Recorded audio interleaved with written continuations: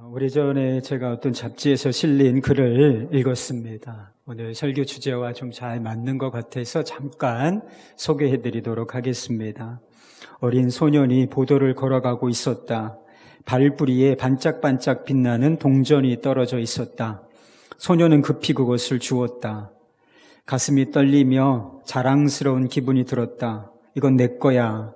아무 고생도 하지 않고 돈을 벌었다. 그 뒤로 그 소년은 어디를 가든지 머리를 숙이고 눈을 크게 뜬 채 바닥에 떨어져 있는 보물을 찾게 되었다. 소년은 평생 동안 262개의 1페니 동전과 47개의 5센트 동전, 그리고 2개의 50센트 은화, 그리고 똘똘 뭉친 한 장의 1달러 지폐 등 합계 3달러 26센트를 땅에서 주었다. 그가 그런 돈을 공짜로 손에 넣은 것일까? 그는 39회의 숨막히도록 아름다운 저녁 노을을 보지 못했다. 그리고 눈부시게 빛나는 17회의 무지개, 몇백, 몇천의 단풍잎이 가을서리에 붉게 물드는 것을, 푸른 하늘을 배경으로 새하얀 구름이 몇천 가지 형태로 바뀌는 것을, 태양이 빛나는 것을, 지나가는 사람들의 미소를 보는 기쁨을 버렸다는 점을 생각하면 그것은 결코 공짜가 아니었다. 이런 글이 있습니다. 무슨 이야기인지 다 이해하시겠죠? 여러분, 우리는 인생에서 중요하게 생각하는 것들이 있습니다. 이런 문제, 저런 문제 중요하게 생각하고 이런 문제, 저런 문제들이 내 삶에 영향을 준다라고 생각을 하지만 가장 중요한 문제는 사실 마음의 문제입니다. 우리가 어떤 삶을 살 것인가, 그것을 결정하는 것이 바로 우리의 마음, 또 마음 안에 있는 것이라는 것입니다. 본문의 말씀을 잘 살펴보면 우리의 마음과 관련하여 중요한 3가지 단어가 나오는 것을 보게 됩니다. 첫 번째는 보물이에요. 여러분, 보물이 뭐죠? 우리가 아주 귀하게 생각하는 것, 가치 있게 생각하는 것을 보물이라고 부릅니다. 두 번째는 눈입니다. 이것은 단순히 육안을 이야기하는 것이 아니라 성경에서 눈 할 때는 마음의 눈을 의미하는 것입니다. 그리고 세 번째는 주인이라는 것이죠. 우리의 삶을 결정하는 것이 무엇인가? 첫 번째는 우리가 무엇을 가치 있게 여기고 중요하게 생각하는가, 여기에 달려있다는 거예요. 그리고 두 번째는 우리의 마음의 시선, 마음의 눈이 무엇을 바라보고 있는가. 그리고 세 번째는 우리 마음의 주인이 누구인가. 이것이 우리의 삶을 온전히 결정짓게 된다는 것입니다. 예수님께서는 보물의 문제와 그리고 눈의 문제, 시선의 문제, 그리고 주인의 문제를 각각 이렇게 나누어서 짧게 말씀하셨지만 사실 이 3가지는 한 묶음인 것입니다. 다 통하는 거예요. 그리고 결론적으로는 한 가지를 이야기하는 것입니다. 여러분, 우리가 가치 있게 여기고 중요하게 여기는 것을 바라보게 돼 있어요. 그죠? 중요하게 여기는 것을 우리는 바라보게 되어 있고, 우리가 바라보며 사는 것이 사실은 우리의 주인이라고 하는 뜻입니다. 예수님께서는 이것과 관련하여 한 가지 법칙을 이야기해 주셨는데, 그것은 한 사람이 두 주인을 섬길 수 없다라고 하는 것입니다. 한 사람이 똑같이 2가지를 중요하게 생각할 수 없다. 한 사람이 똑같이 2가지를 바라보고 살 수 없다. 같은 의미인 것입니다. 경제 용어로 기회비용이라고 하는 것이 있습니다. 하나를 재화를 들여서 선택을 하게 되면 다른 것을 선택할 수 있는 권한, 그 비용을 잃어버리게 된다는 거예요. 선택권을 잃어버리게 된다는 거예요. 그게 바로 기회비용이라는 것인데, 우리가 하나를 선택하면 다른 하나를 잃어버리게 되는 법칙이 존재한다는 것입니다. 좀 전에 잡지에 실린 이 어린 소년에 관한 이야기를 읽어드렸습니다. 왜 소년이 푸른 하늘과 빛나는 태양, 붉은 단풍, 이 아름다운 자연세계를 보지 못했겠습니까? 땅에 떨어져 있는 보물에만 신경을 쓰고 그것만 바라보고 살았기 때문인 것입니다. 여러분, 우리가 무엇에 가치를 두고 가치 있게 여기고 무엇을 바라보고 살아야 하겠습니까? 세상 사람들은 마음대로 정하면 되겠죠. 자기가 기준을 정해서 이것은 중요한 것이다. 그리고 그거 바라보고 살면 될 것입니다. 그러나 예수 믿는 사람들은 마음으로 정할 수 있는 것이 아니에요. 중요한 것은 정해져 있습니다. 이게 무엇이죠? 두말할 것도 없이 하나님과 그분의 나라인 것입니다. 우리가 2주 전까지 주기도문에 대해서 살펴보았습니다. 이런 주기도문이 우리에게 가르쳐주고 있는 것이 무엇입니까? 주기도문은 항상 우리가 하나님과 하나님의 나라에 초점을 맞추고 바라보고 그리고 그것을 위하여 기도하고 또 그것을 위하여 살도록 우리에게 가르치고 격려한다는 것입니다. 그러나 예수님께서는 이것이 우리 마음 안에서 뒤바뀔 수도 있다라고 하는 사실을 오늘 본문 말씀 속에서 경고하고 계신 것입니다. 성경이 우리 마음 속에서 정말 중요한 것, 하나님께서 정해주신 것, 이것이 우리 마음 속에서 뒤바뀔 수 있는데 이것이 뒤바뀌는 현상, 이것을 성경은 일반적으로 죄라고 부르고 조금 더 전문적인 용어로는 우상숭배라고 부르는 것입니다. 우리 안에 그럴 위험이 있다는 것입니다. 여러분, 죄란 무엇인가?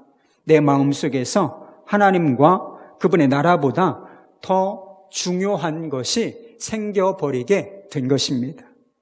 그리고 거기에 시선을 빼앗기고 시선을 빼앗긴 나머지 그것을 사랑한 나머지 그것을 주인으로 삼고 살기까지 하는 상태, 이것을 죄라고 부르는 것입니다. 여러분, 우리 마음에 들어와서 우상이 될 수 있는 것은 한두 가지가 아니에요. 그것은 성공이 될 수도 있고 또 가족이 될 수도 있습니다. 그것은 우리가 하는 일이 될 수도 있고 그것은 우리에게 주어진 어떤 재능, 은사가 될 수도 있습니다. 그런데 이 세상에서 가장 강력한 우상이 될 수 있는 것이 무엇인가? 그게 돈이라는 것. 돈. 24절 말씀이 있습니다. 한 사람이 두 주인을 섬기지 못할 것이니 혹 이를 미워하고 저를 사랑하거나 혹 이를 중히 여기고 저를 경히 여김이라. 너희가 하나님과 재물을 겸하여 섬기지 못하느니라. 이 말씀이 무엇을 의미하고 있는 것일까? 이 말씀은 예수님께서 우리에게 돈이 필요 없다라고 말씀하시는 것이 아닙니다. 너희를 위하여 땅에 보물을 쌓지 말라. 이런 말씀이 좀 앞에 있죠? 이것은 우리가 미래를 위하여, 자녀 교육을 위하여, 노후를 위하여 은행에 저축을 해서는 안 된다.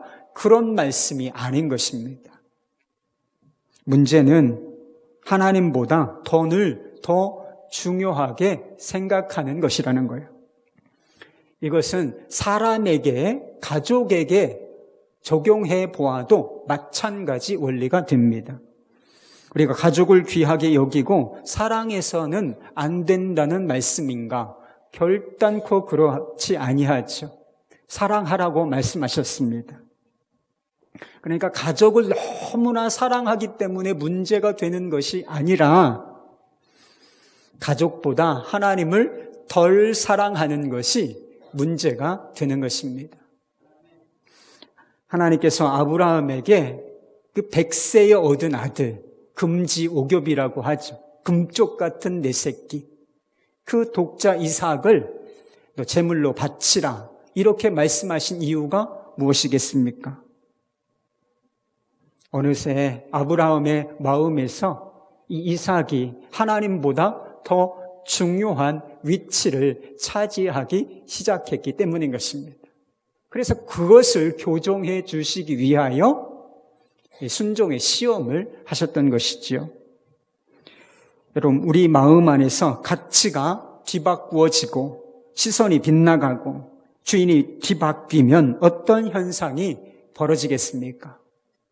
이 C.S. 루이스라고 하는 분이 우리의 삶에 좋은 것들이에요. 나쁜 것들 아닙니다. 좋은 것들을 최고의 자리에 올려놓을 때 어떤 일이 벌어지는가? 개를 좋아하는 사람, 여인을 예를 들어서 이렇게 설명했습니다. 약간 어려운데 한번 잘 들어보세요. 개를 중심으로 살아가는 여자는 결국 인간으로서의 자신의 유용성과 존엄성을 이룰 뿐만 아니라 개를 소유하는 온당한 즐거움마저 잃는다. 큰 선보다 작은 선을, 전체적인 선보다 부분적인 선을 선택할 때마다 작은 선이나 부분적인 선은 상실된다. 그것을 얻고자 희생했음에도 말이다. 부수적인 것을 첫 자리에 두어서는 그것을 얻을 수 없다. 부수적인 것을 얻으려면 가장 중요한 것을 첫 자리에 두어야 한다.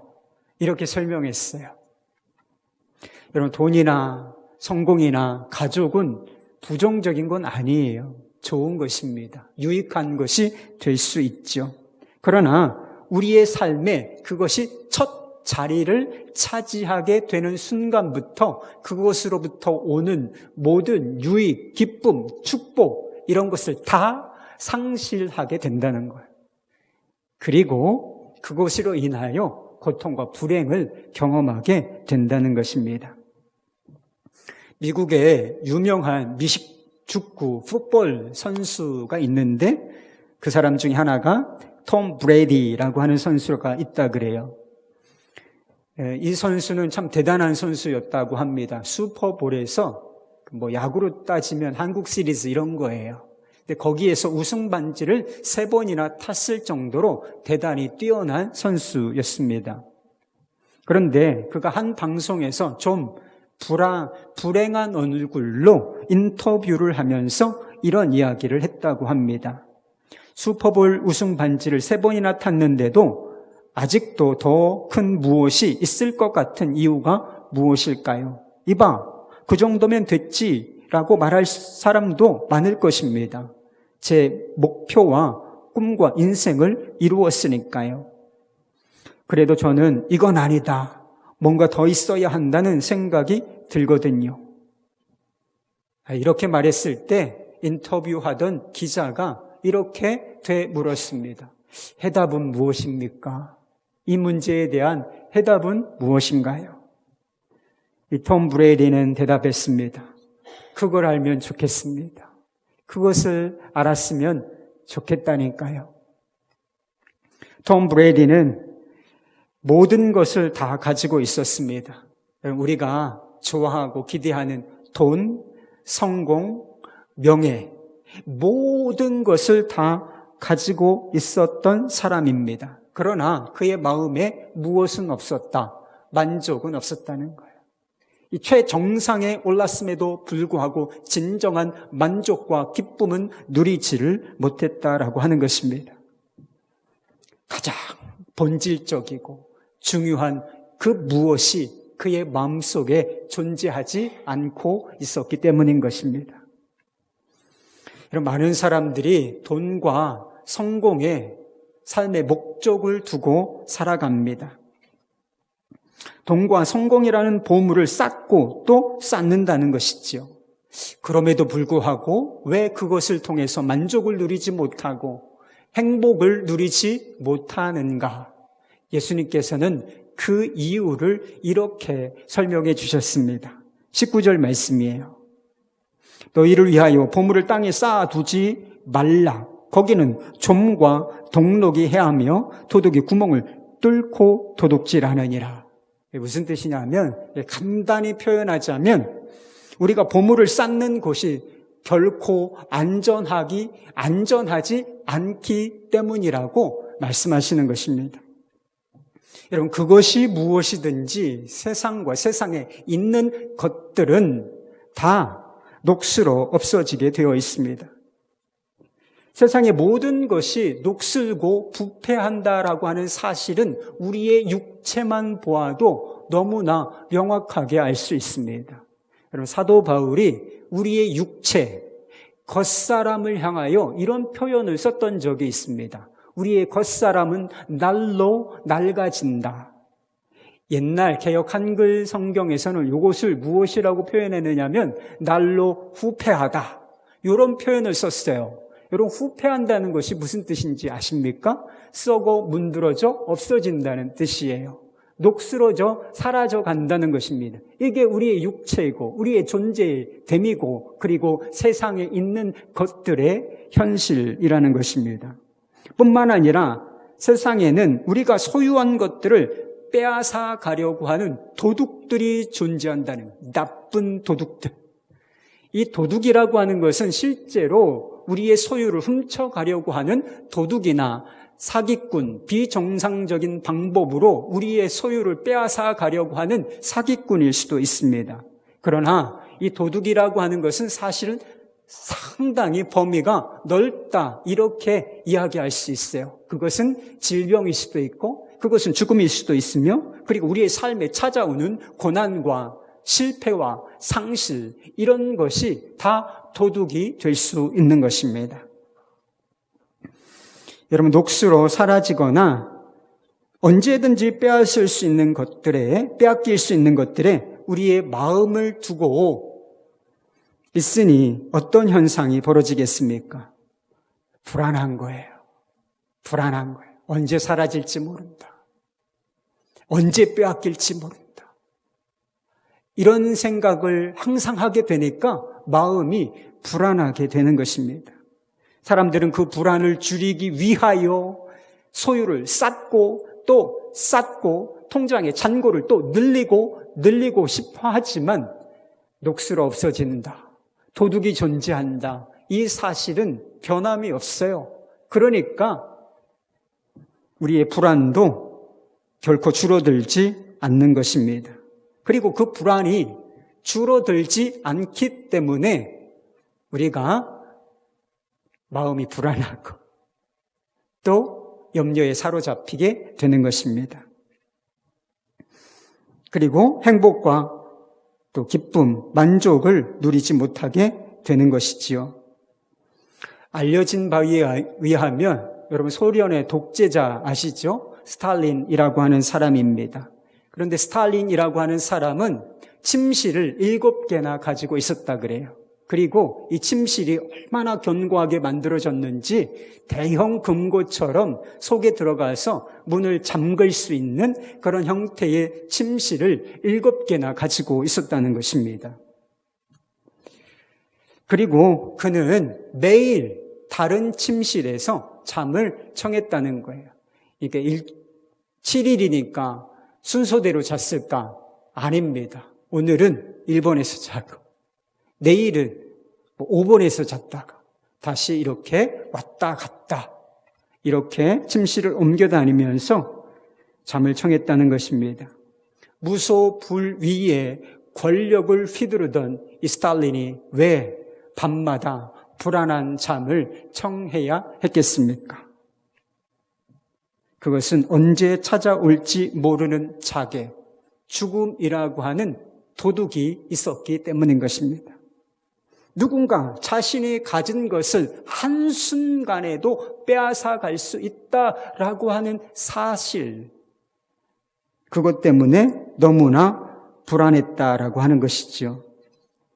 오늘 본문 말씀 이후로 6장 마지막 부분까지가 염려에 관한 말씀이에요. 염려하지 말라. 공중의 새를 봐라. 들에 핀 백합화를 보라. 하나님께서 다 먹이시고 입히실 것이다. 염려하지 말라. 이런 말씀이 쭉 펼쳐지고 있습니다. 염려라는 것은 불안의 한 종류예요. 같은 식구입니다. 생각해 보십시오. 우리가 왜 염려하는 것이겠습니까?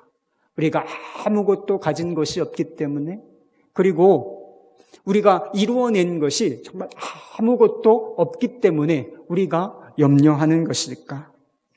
아닙니다. 우리가 염려하는 이유는 녹슬어 없어지고 이 도둑이 우글거리는 곳에 우리의 마음을 두고 거기에 우리의 보물을 쌓고 있기 때문인 것입니다. 여러분, 누구나 다 불안과 염려로부터 자유로워지고 싶어 합니다. 여러분도 그러시죠? 그런데 염려를 안 하고 싶다고 해서 염려가 안 되는 것은 아니라는 거예요. 염려 중단하자, 염려 끝내자, 이렇게 굳게 결심한다고 해서 그대로 되어진다면 우리 중에 염려할 사람이 누가 있습니까? 그런 방식으로는 염려가 끝나지 않는 것입니다. 그리고 세상 사람들처럼 무엇인가를 계속하여 쌓고 또 쌓음으로써 불안을 줄여가려는 노력으로도 실제로는 이 염려라는 불안은 줄어들지 않습니다. 우리가 불안과 염려로부터 자유를 얻기 위해서는 처음에 말씀드렸던 이 세 가지가 우리 마음 안에서 바꾸어지는 역사가 일어나야 하는 것입니다. 이게 뭐죠? 첫 번째는 마음의 보물, 두 번째는 마음의 시선, 세 번째는 마음의 주인. 그러니까 하나님을 아버지를 가장 귀한 분으로 여기고 그분을 바라보고 그분을 주인으로 섬기고 살아야 한다는 것입니다. 구세군을 창설한 윌리엄 부스라고 하는 분이 있는데 그분의 아들도 부스예요. 브레멜 부스라고 하는 분이신데 그가 행복의 비결을 묻는 사람에게 이런 행복의 비결을 제시해 주었다는 이야기가 있습니다. 진정한 행복을 찾을 수 있는 곳은 하나뿐입니다. 바로 십자가에 달린 구주의 발밑입니다. 거기서만 우리가 죄에서 해방될 수 있기 때문입니다. 이런 대답을 해주었다는 거예요. 여러분, 불안과 염려로부터 벗어나 진정한 행복을 누리기 위해서는 우리를 위하여 십자가에 달리신 주님의 발밑으로 들어가야 하는 것입니다. 그러니까 돈이나 성공이나 가족이나 그 무엇을 우리 머리 위에 올려놓을 것이 아니라 우리를 위하여 십자가를 지신 주님의 발밑에 내려놓고 살아야 한다는 것입니다. 바로 거기가 치유와 회복이 일어나는 자리요. 바로 거기가 가장 안전한 자리이기 때문인 것입니다. 성공을 우상으로 삼고 살았던 어떤 집사님이 이런 간증을 하셨습니다. 어릴 적 부모님은 가정 형편이 어려웠던 탓에 제게 성공만을 강조하셨습니다. 이런 부모님을 따라 저도 성공을 갈망하며 살았지만 제 능력으로는 도무지 이룰 수 없을 것 같아 저의 부족한 부분을 채워줄 남자를 만나 결혼했습니다. 그러나 남편은 도박으로 인한 재산 탕진과 잇따른 사업 실패로 저의 꿈은 물거품이 되었습니다. 그러자 저의 관심은 자녀에게로 향했습니다. 자녀를 성공시키기 위해 이제 막 중학교에 들어간 큰딸에게 검정고시를 치르게 한 후에 조기 유학을 보낼 계획을 세웠습니다. 큰딸은 중학교 검정고시 과정을 3개월 만에 통과하며 제 꿈을 이루어주는 듯 했습니다. 하지만 딸은 지나친 스트레스로 인해 건선 피부염과 쇼크성 난독증을 앓게 되었고 우울증과 대인기피증까지 얻어 집에서만 생활하게 되었습니다. 딸은 모든 분노를 저에게 쏟아냈고 저는 제 인생이 해석되지 않아 죽을 것만 같았습니다.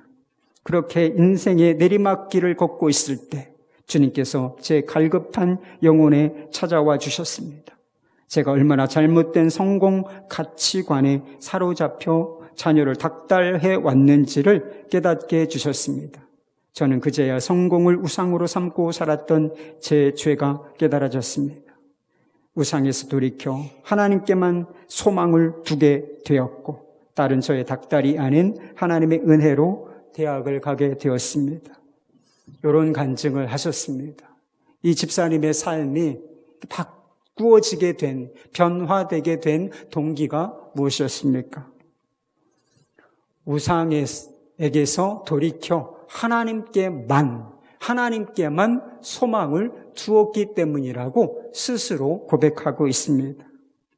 그러니까 성공이라고 하는 우상을 머리 위가 아니라 올려다보고 살았던 것이 아니라 그것이 주님 발 앞으로 내려왔을 때 그의 삶이 변하기 시작했다는 거예요. 하나님을 높이 올려다보고 그분 아래, 그분의 그늘 아래 거하기 시작했을 때 삶이 안전해지기 시작했다는 것입니다. 여러분, 하나님을 올려다보면 다른 것들이 상대적으로 낮아 보이게 되어 있습니다. 그렇죠. 지금은 산도 높고 어떤 빌딩도 높다 이렇게 생각하게 되지만 비행기를 한번 타고서 땅을 내려다 보십시오. 다 고만고만해요. 하나님을 가장 중요한 분으로 여기게 되면 상대적으로 다른 것들이 중요하지 않은 것 아니지만 덜 중요하게 여겨진다는 것입니다. 하나님 아버지의 발 아래 들어가 주님을 섬기면 다른 것들을 우리의 발 아래 두게 되어 있는 것입니다. 이게 정상적인 관계예요. 그런데 이런 일이 우리 안에서 일어날 때 어떤 일이 벌어지는가? 돈과 성공과 그 밖에 어떤 것들이 우리의 삶의 목적이 아니라 이제 수단이 되는 것입니다. 우리의 사명이 되는 거예요. 돈의 노예처럼 질질 끌려다니는 삶이 아니라 이제 하나님께서 맡겨주신 재물의 청지기로서의 삶이 시작될 수 있게 되는 것입니다. 여러분, 에이스 벤츄라, 라이어, 브루스 올마이티, 에반 올마이티, 패치 아담스 이런 영화 제목들 들어보셨지요? 코미디 영화고 대단히 성공한 영화로 알려졌는데 이 영화를 만든 감독이 한 사람이에요. 톰 세디악이라고 하는 분이신데 이분이 만드는 영화보다 대히트를 치고 그리고 대단한 성공을 거두었기 때문에 한 편에 수백만 달러를 받는 스타 감독이 되었다는 것입니다. 그는 성공을 통해서 벌어들인 돈을 가지고 대저택에서 고급차를 여러 대 사들였습니다. 그리고 전용 비행기까지 사들이게 되었어요. 그래서 자기가 즐기고 싶은 때 즐기고 싶은 대로 아름다운 휴양지에 가서 휴가를 즐기는 그런 삶을 살았다는 것입니다. 그런데 어느 날 그가 산악 자전거를 타다가 뇌진탕을 당해서 죽을 고비를 넘기게 됩니다. 그는 이런 인생의 위기를 만나서 자신의 삶의 의미를 다시 한번 돌아보게 되는 계기를 갖게 돼요. 지금까지 세상이 만들어 놓은 덫에 걸려서 내가 살았구나 이런 생각이 들었습니다. 세상이 만들어 오는 덫이 있을 수 있습니다. 그 덫이 무엇이겠습니까? 인정받지 못하고 실패할지도 모른다는 이 두려움의 덫에 걸린 채 자신이 지금까지 살아왔구나 하는 생각이 들었다는 것입니다. 그리고 자신이 성공하면 성공할수록 그리고 한 번에 많은 돈을 벌어들일수록 상대적으로 다른 사람들이 빈궁해진다는, 가난해진다는 이 불편한 진실을 마주하게 되었습니다. 그 사실을 깨달은 다음부터 그분의 삶이 달라지기 시작해요. 대저택과 그리고 여러 대의 고급 자동차 그리고 전용 비행기를 다 처분합니다. 그리고 그것을 자선단체에 구호단체에 기부하고 자신은 아주 작은 이동식 주택을 구입해서 거기에서 살게 돼요. 대저택에서 살던 사람이 아주 단촐하고 단순한 삶을 살기 시작한다는 것입니다.